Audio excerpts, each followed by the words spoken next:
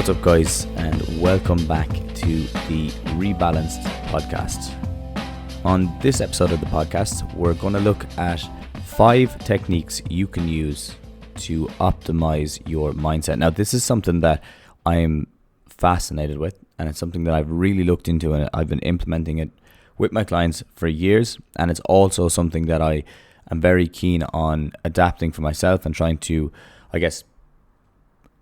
cultivate different practices and different techniques that work to help to reframe and change your mind around things. Because a lot of the time we do get stuck in the same thought patterns, and when you're looking for growth and you're looking for development and you're looking for improvement in your life, you do need to break certain beliefs and certain attitudes. And without having techniques and ways of doing that, sometimes you may fall back on the same things over and over again. And when you look back on the year, and you may look back on the last 5 years, it'll seem like nothing much has changed for you. Okay. And I think that we always need to be in that slight bit of change. I think if we're not improving, we're disimproving. And if we're not going forwards or going backwards, that idea of if you're not moving forward, you're moving backwards, I think it's an interesting one for me anyway. And it obviously depends on the stage of your life that you're at, because at different stages, you have to prioritize different things. Sometimes it's looking for stability. Sometimes it's looking for comfort. Other times it's looking for convenience. Other times it's looking for putting yourself through uncomfortable situations and growth and all that. So it really does depend on it. But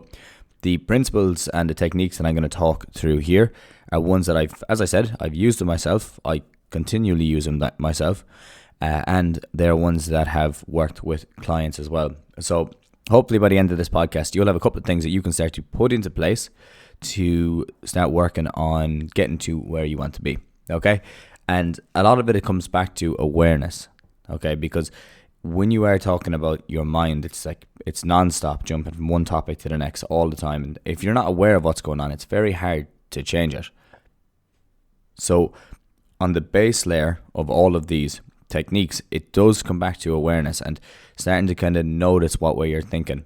And in ways, this is a lot of the time why having a coach can be so beneficial, because when you have a coach, they can pick out different parts of your life and lifestyle and thought patterns, and they can say, okay, you're thinking this way, I can see you're thinking this way, and it's having a huge effect on things down the road. And then they can start to realize different patterns. Now, if it's not something that you're looking at jumping on right now and getting a coach, what you can also do is you can look at journaling. And journaling is really good because you can reflect, you'll see patterns show up, and then you can make changes to those patterns. So to jump straight into it, as I said, the base of all this comes back to awareness. And without that awareness, it's very hard to implement these because you won't know when you need to implement them. But to start off with one that I'm sure most of you have heard of at this stage, and it was a technique developed by Carol Dweck. And I suppose she didn't really develop it, but she kind of stumbled upon it. And she stumbled upon it in professionals and in people who are performing at the top level. And she found that the same thing with kids. If they were able to adopt this mindset, that they had better chance of improving and achieving in life. And the mindset is a growth-based mindset. So I'm sure you've heard it before. What does it mean? Well, I think the growth-based mindset is a really, really important one to take on, because when you find yourself in challenges and you find yourself in situations that aren't optimal for you at that time, you have to look at it in a way, or it's better to look at it in a way that right now, okay, everything isn't working as planned, everything isn't working perfectly, but you do understand that you're well able to adapt, and you understand that you're able to improve, and that you can try to, make the situation better across any situation. And I think that's really, really important for people, because a lot of us do, when we get hit with a challenge, we stick to this kind of you can just, what do you say? You dig your heels into the ground and you try to just go with it or fight against it. And then sometimes people then, when they get knocked down, they just forget to get back up. And this idea of having a growth mindset is something that's huge. It's something that I've always tried to adopt. And it's something that I often, when I'm talking with clients, it's something that I'm trying to push with them a small bit more, because then they'll have a better idea of, okay, right, let's say we hit something right here to off the top of my head right now, a quick example is that you go for a competition, or you go for a race, or you're playing a game, and you don't perform to the level that you're wanted to perform at, even though you have put in a bit of training before. Well, adopting a fixed mindset would mean that, okay, well, I am where I am, and that's it. Like, I can't get any better.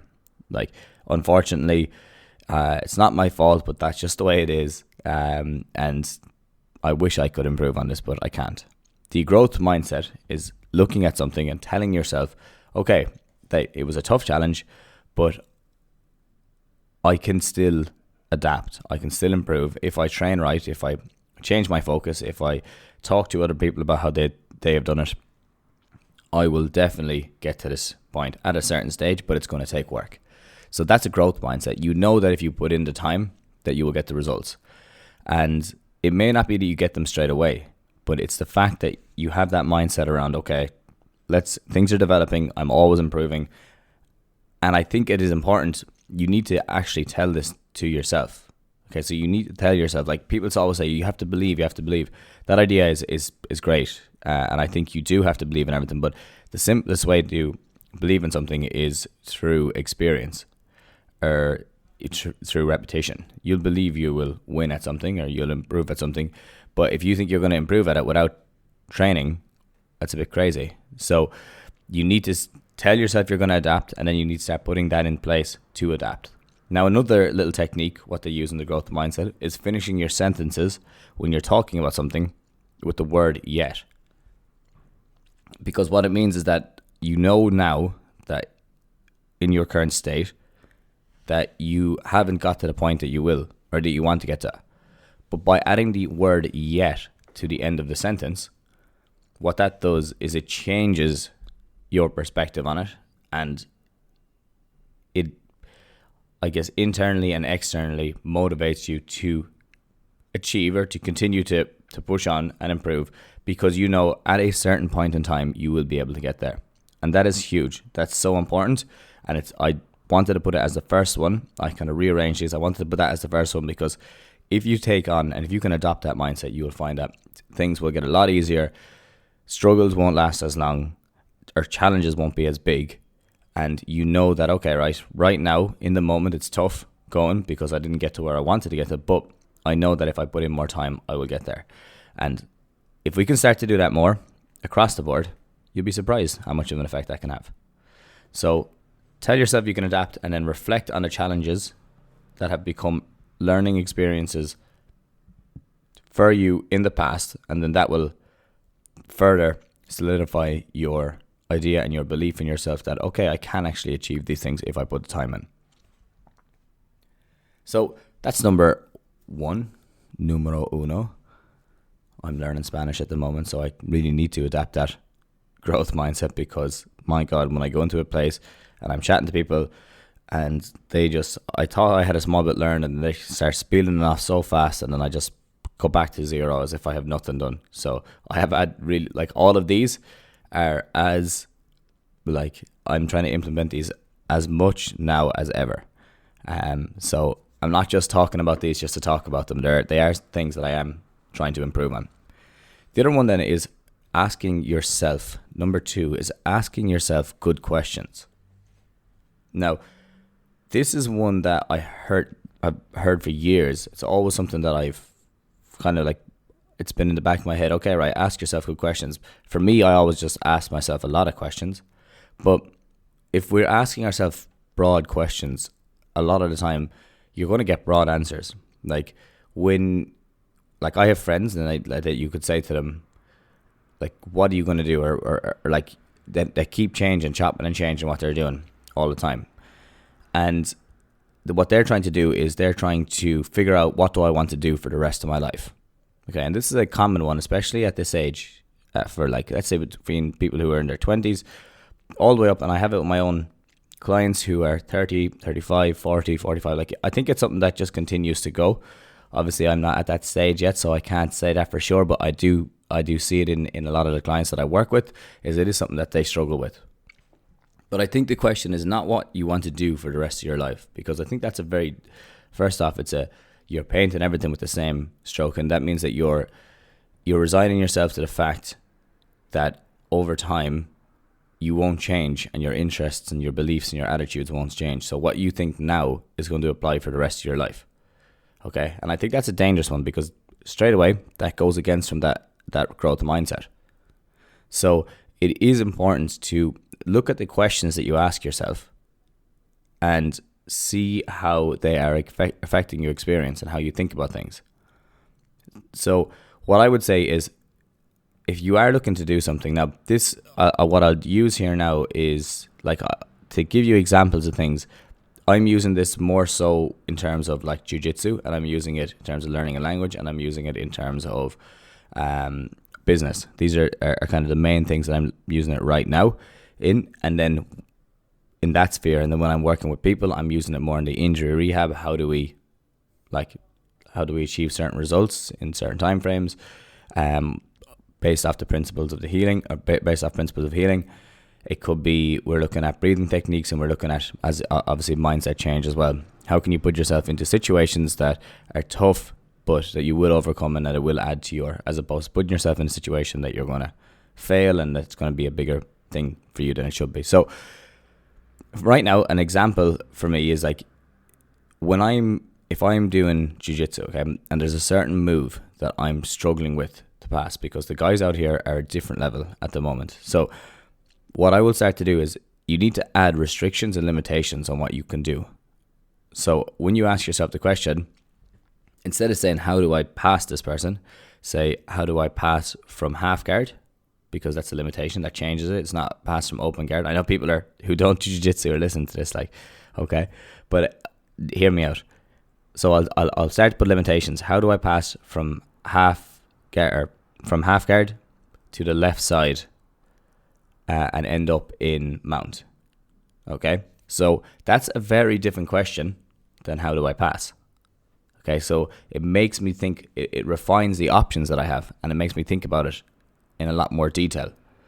So for you in that situation, or in your lifetime right now, or your life right now, think about how you can add those restrictions. When you ask yourself a question, start to add different limitations to it.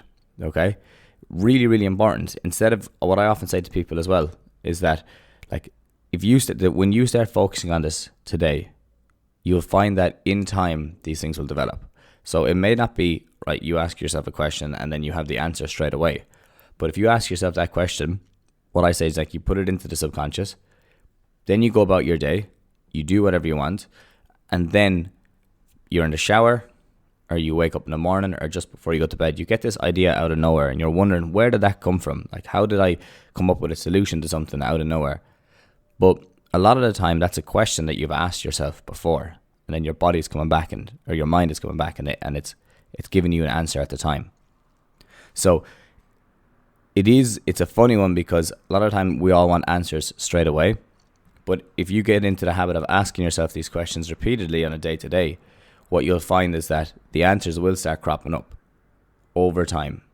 I think it's so important, and it's definitely a trick that I have found so beneficial recently, is that, like, put something into the subconscious, let it work on it, and then let it spit it out again. So one example from what I've been doing is that when I'm going to these, like, language exchanges out here, I know that when they start speaking, or if I go into a shop, I know when they start speaking that I won't understand every word, because I just don't have the vocabulary yet. But I've set myself the intention or task, or I've asked myself the question of, how many words can I differentiate in what they're saying? Okay? Because, like, if you go in and someone says, hola, ¿cómo te llamas? Like, that just sounds like one word. So I need to start breaking it down. Hola, ¿cómo te llamas? You know, that's the way I'm looking at it now. Now, I might not do it right there and then. This is the thing. So I might not be able to break it down in the moment. But because I'm putting that intention into the subconscious, when I come back and I sleep on it, the next day, and it's funny, literally the next day, you can start to pick up on words a small bit more. You can start to pick up on things here and there. So that is a trick that I have found so useful recently. And it's something that I really want to develop. It's something that you can try. If you just try, you spark your awareness. Like, it could be, okay, I want to be more mindful of how I'm thinking. Okay, I want to be more mindful about then you're looking to add your restriction, your limitations on it. I want to be more mindful about how I think about my friends or my family. Okay, and then how I think about them when I'm angry versus how I think about them when I'm sad or when I'm happy. What makes me most excited about them? What are things that I enjoy doing more or the most with them? Once you start to ask yourself those questions, then slowly but surely you just let it sink in, and then you come back in time and you'll notice, okay, you'll be in the situation, you'll be like, all right, this is something actually that I do enjoy a lot more. But without asking yourself that question, a lot of the times it's not going to come up. So it is really important, and it's a trick. It's like a Jedi mind trick, I would say, that you just basically ask yourself a question and just let it sit. In time, it'll come up itself again. Okay. Even when I do these podcasts, I write them all out. Like I write the topics and stuff I'm going to talk on. Then I go away and I do something else. Like I literally just went for a sleep there, and I pop up, grab my coffee, and then sit down and start doing the podcast, because I know that even when I've it all done out, when I go to sleep and when I come back to it, or when I go away and come back to it, I'll be able to my mind will have put all those things together so that I'll be able to speak. Because as you know, I do these podcasts. I don't chop and change and cut and stop and start. I try to do them as much of a flow as possible. And I find that's a very effective way for me to do it in flow. So yeah, ask yourself good questions. Assess the questions that you ask yourself, and then add limitations on them, add restrictions on them. How can you, or boundaries on it? Like, how can that, and figure out how it can help you. Okay. So instead of what do I want to do with my life, another one I often ask people when they say that to me is, well, what type of lifestyle would you like to have? Because if you understand the lifestyle you like to have, it's very easy to build a life around that lifestyle. For me at the moment, I kind of want to have that remote working style. I want to be able to train jiu-jitsu. I want to be over my own hours and stuff like that. So that's how I structure my lifestyle at the moment. So it's not what do I want to do with my life. I understand what I really enjoy, but setting the lifestyle up around really helps as well. It's something to try. If you start focusing on it today, you'll be very surprised how much of an effect it can have on your life. On to the next one then. What we also look at, and one really important one, is I want you to look at the language that you use, both internally and externally. And these are all, I guess, different mindfulness techniques and ways of kind of reframing and looking at the way you think. But if you start to change the language that you use and focus on it in a way that you're trying to get it, like let's say you know what you're trying to get to, so now you start to change the language. So if you want to be more disciplined, you may start using language like consistency, repeatability, like you want to achieve, you want to implement things. That type of stuff goes a long way. Or even using that word discipline more, that will make you more disciplined after a while, because you become more aware of it, and then you'll start to, in time, put those things in place. Now with positive, it's like being more optimistic, picking words that are like happier, more exciting, different things like that, because that will then, in time, you will start to become more positive. You'll start to be more optimistic, and you look at life optimistically. I think having an optimistic outlook on things is really powerful, because it does change your feelings a lot. Like the way you think obviously dictates your emotions. And if you're thinking everything is very negative and everything is very poor and everything's very bad, you tend to feel that way as well. So being optimistic and feeling that you have control of everything is a great way of just improving your experience in life. I really, really push that one. It's something that I have often had now, and there's obviously the fight. There's the fight against, well, we need to look for balance as well, and I completely understand that. But I think tending towards, if you're a negative person, tending towards having more of an optimistic mindset or picking words that are optimistic can really, really help you. And it goes back to that idea of having a growth mindset and picking the word that, okay, right, I'm going to put yet at the end of a sentence. So listen to how you speak to yourself and listen to how you speak to others. Now, with this one, the ego can take over very, very fast, in that you can very easily say, okay, well, I just, instead of saying, all right, I wasn't good enough yet, or I'm not good enough yet, you could say, well, I wasn't good enough because of this, that, and the other, and these things were against me, and that was against me, and, it's not my fault.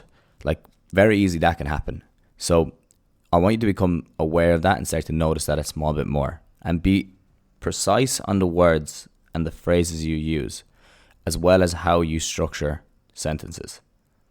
I really, really push that, because if you can, you will notice these self-limiting phrases that you use, things like "I wish I could," "I wouldn't be able to," things like that, and you'll start to pick up on those. And it's funny because it does take a second. You have to pick up on it first. You know you're going to say it. You stop yourself from saying it, and then you think of a phrase or something that would be more beneficial, or something that would be more in line with the way you're trying to, or what you're trying to achieve, or where you're trying to get to, and you literally just chop that out and put it in. It's like a cut and paste. And then you'll have these fallback phrases, the same as the phrase. A lot of the self-limiting phrases you're using right now, you don't have to think about them. They just come out because you have them. They're inherent. Like they're there. They're ready to go. And especially if they're ones that you use a lot. So one example of this, how this has helped me massively in the last while, is from a work perspective. I used to always say, "Oh my God, I need to catch up on work. Like I need to catch up on this. I need to catch up on that." And I was always in this. It was nearly like I wouldn't say I was always in a stressed state, but it was nearly like I was kind of always on edge because I had to catch up on something, or I was always behind. So what I did, I was like, all right, this is obviously not an effective strategy for reducing stress and kind of making me as productive as possible. So I changed the phrasing. When anyone asked me, "What are you doing?" instead of saying I was trying to catch up on work, I would change it to "I'm trying to get ahead," or "I'm getting ahead on work." That was really what I worked on. And I started, because the funny thing is, with these phrases, you might say, well, how often are you going to say that? Well, how often was I saying I was going to catch up on work? Nearly every single time I talked about work, I was using that phrase. So I changed it to, "Oh, I'm just trying to get ahead," or "I'm being more disciplined" is another one that works for people. That really, really, it changed my perspective on what I was doing and what I was trying to do, because it just made everything so much easier. I wasn't in this position of constant like, "Oh, I need to get this done. I need to get this done." It was like, okay, well, when I get this done, that means I'm going to be 2 steps ahead or 3 steps ahead. And very simple, but that phrase itself works for me, and it's worked for a lot of people that I work with. It's like when you're doing the extra gym sessions, you're not trying to catch up. You're doing the extra bit to get ahead. You're doing the extra bit of running to get ahead. You can use it in whatever situation you want to, but for me, that was a really, really good one, a really effective one. So think about how you can change the language that you use, both internally and externally. So how you speak to yourself, which means you have to become aware of it, and then how you speak to others. And it might be easier first for people who struggle to differentiate their thoughts or kind of pick up on their biases. Just notice how you talk to other people first. And in Ireland, we have a very in Ireland anyway, a lot of people have a kind of a very modest way of talking. What I mean by that is, "Oh no, like, well done." Someone's like, "That was great, well done on that." "I know, that was all right, it wasn't too great." It was like that idea of that way of talking all the time, even though it comes across as okay, like I'm not, I was happy to get it and it was good, and like I'm modest, I'm not building myself up too much. At the same time, the language that you're choosing to use there is self-limiting as well.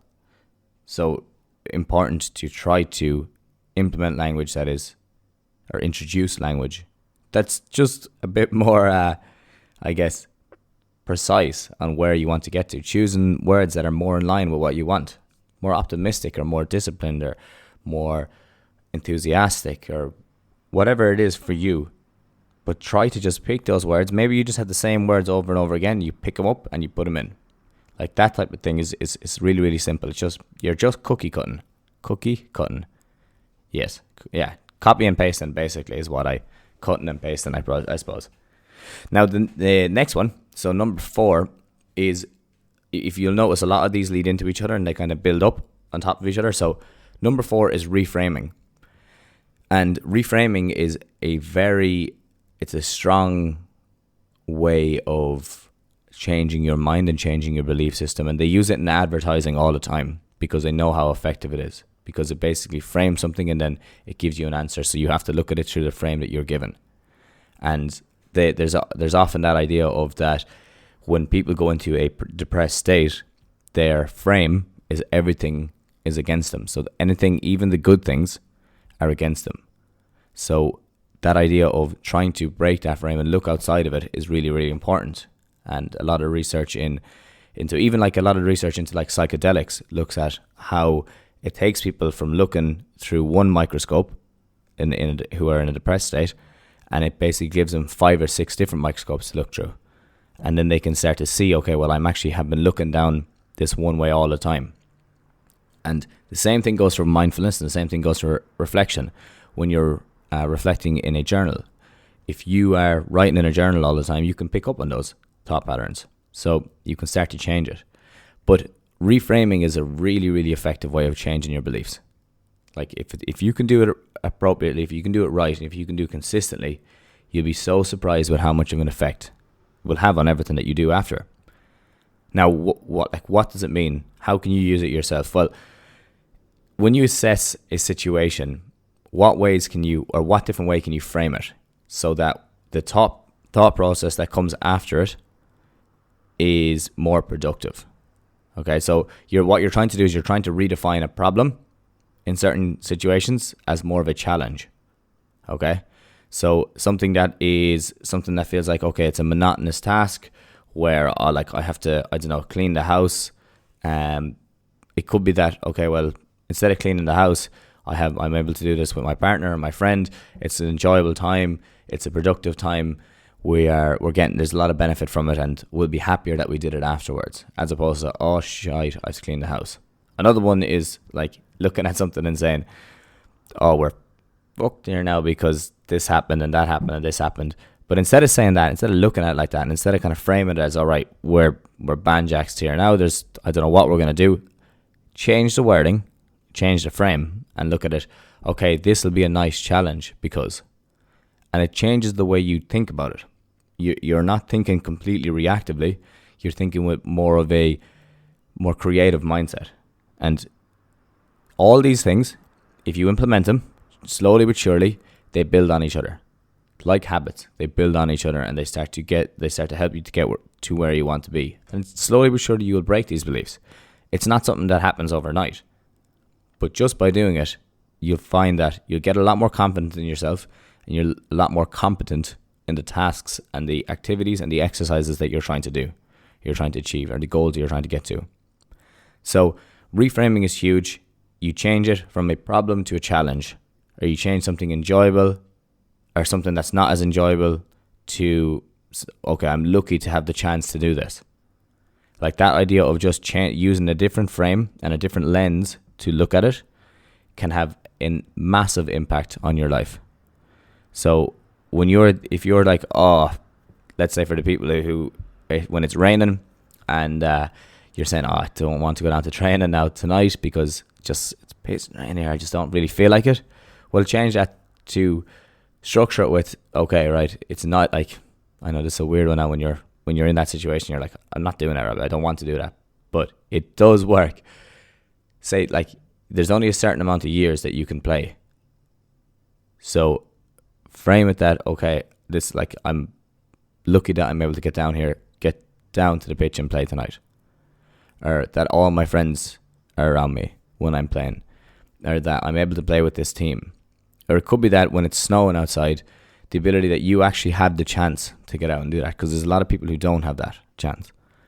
So having a bit of gratitude and kind of framing it as, okay, I'm actually lucky to have the chance to do this is powerful in how it can affect your life afterwards. Now the very last one, is this is going to be a funny one, and this is going to be probably the hardest one for people to do. That's why I left it as the last one, because what you have to do is you have to basically go against everything you know and then throw it in the dirt and then try have a completely different perspective. So with this one, it's educate yourself on the opposite side of an argument, or your opposite side of your views, whatever that is, whether it be political, whether it be religious, whether it be health related, fitness related, training related, competition, lifestyle, philosophy. if you can start to look at the other side and try to get an understanding of what the other side are arguing, it's a great way, first of obviously expanding your perspective. But at the same time, you'll start to notice it's one of the best ways to actually become more self-aware, because what you'll do then is you'll notice where you're picking up on your own biases. Like, you'll often see it if you're listening to the news all the time. There's certain biases that you have against certain places and certain countries and whatever, certain people. I think it is important to educate yourself on the other side. And if you didn't know that, if I never came to Argentina, I would always go to think that South America is an extremely dangerous place, and like, watch out and don't come here, and just avoid it and go to safer places. The same thing is that we have so much access to information. It comes back to this, and this is a really, really important thing. If there was something to take away from today, well, I would hope that you would take away all of the points. But this is something. If you've ever seen the documentary The Social Dilemma on Netflix, you'll have an idea of what I'm talking about here. But we have so much access to information, and social media platforms have so much access to information about us, that they have to keep you on something, they have to keep you interested in it. So they will show you information that will suit your beliefs specifically. So much so that you will often forget that there's another point of view in it. And it's not, oh, they're out to get you in this. It's like, I'm not trying to make that point. That's the way the algorithm works. It shows you stuff that you're interested in, so you will stay on it, because the whole basis of it is you stay on it, spend more time, and you buy stuff that is advertised on it. Okay, that's basically what social media is for, the companies themselves. Obviously, there's a social side to it and it's all that, but in a general sense, that's why they're there, and that's why it's so addictive. So if you, I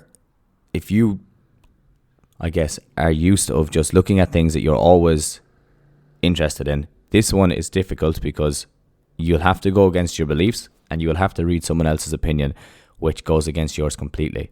And I think this should, I was honestly, I was having a discussion with a guy once over the fact that when it comes to like political discussions and political parties and deciding all that, I think if you can't argue the other person's point of view, if you can't argue the other party's point of view, you don't really have an idea of what's going on, because all you're doing is you're just looking at the one that you like, and then you're just looking to confirm your beliefs and confirm your biases over and over again. And then the more you do that, then the more the other side becomes the enemy. So I think if you do look at both sides and you look at what they're both trying to do and what they're both value and what they're both trying to, I guess, achieve, and you can apply that. I'm not just saying apply that to the political side. I'm saying apply that to everything.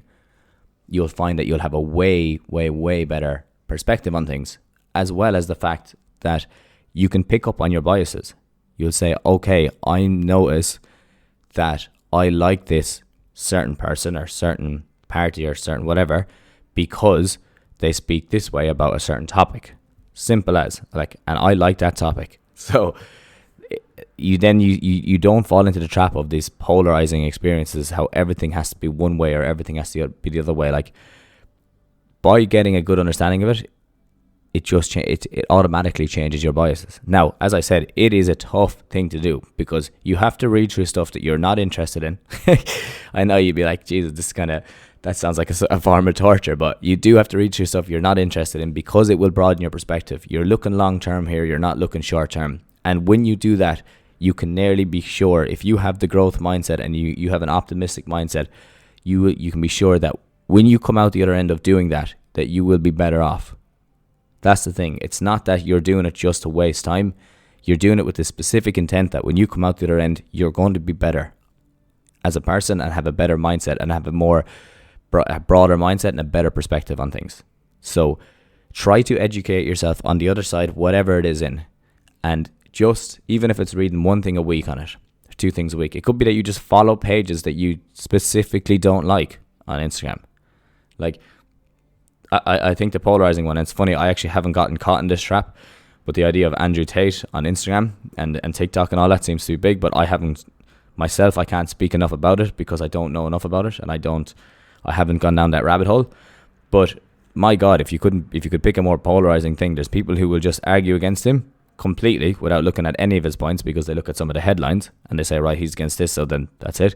Then there was people who will blindly argue for him, even though he's in jail right now, or there's a possibility that he could be in jail because for trafficking. And he had mentioned before that was because of the Matrix or whatever. I don't know. As I said, I don't know enough about it, but it's just right now, at this current time, that's a very polarizing subject. But I wonder how many people know both sides. How many people just argue it because they don't know both sides, and they just argue because they just picked a couple of things that they know, that they agree with, and then they've just gone down that rabbit hole. And the same thing on the opposite side. So if you can, try to educate yourself on the opposite side of a story before you start to really cement those beliefs. So to go back to the start, the first one, look at adopting a growth mindset where you start to use the word yet at the end of sentences. Obviously not the end of every sentence, but at this end of sentences when you're talking about self-development and you're talking about yourself. The other one is ask yourself good questions. When you are in a situation that you need to, let's say, figure something out, you look to work with your body and work with your mind. And the easiest way to do that is ask yourself a question, a very specific question, okay, with limitations and restrictions, like in 2 weeks' time with as little energy as possible, whatever it is. Put it into the subconscious and let the subconscious figure it out. You may not get the answer right there. You may get the answer straight away, but you may not. But if you do, or if you don't, know that the body will figure that out, and just give it time to figure it out. At the same time then, while that's figuring it out, start to change the language that you use a small bit more, both internally and externally. Look at how you speak to yourself and others. Be more precise in the words that you pick. As I was saying instead of me talking about trying to catch up on work, now I've changed it to I'm trying to get ahead on work. And looking at avoiding those I wish I could or I wouldn't be able to statements, and changing those out for something that is more growth based. That's number 3.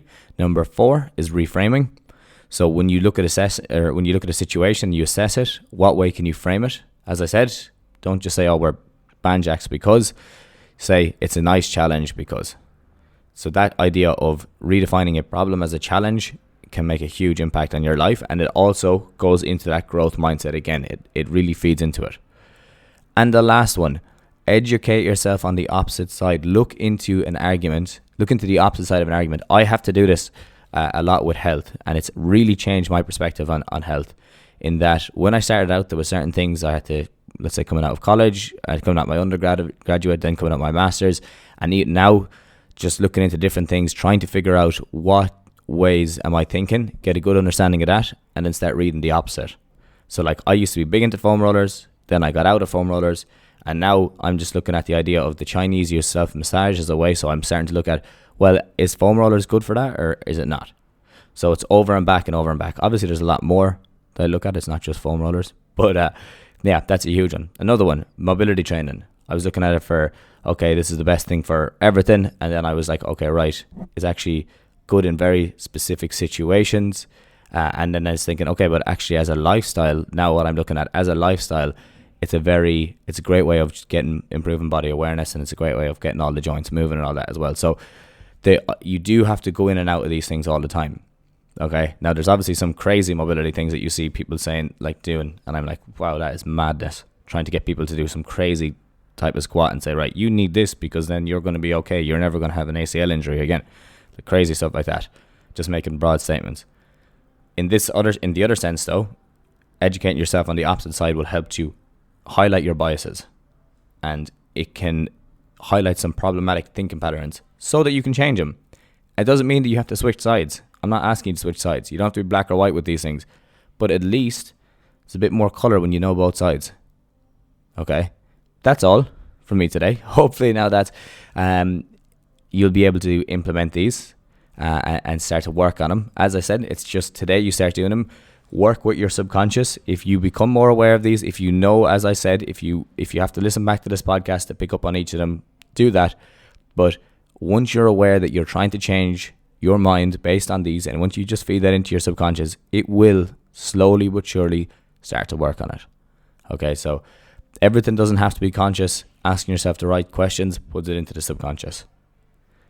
And that is all from me today, guys. So I hope that was a good episode. I hope everyone enjoyed that episode. I really enjoyed putting it together.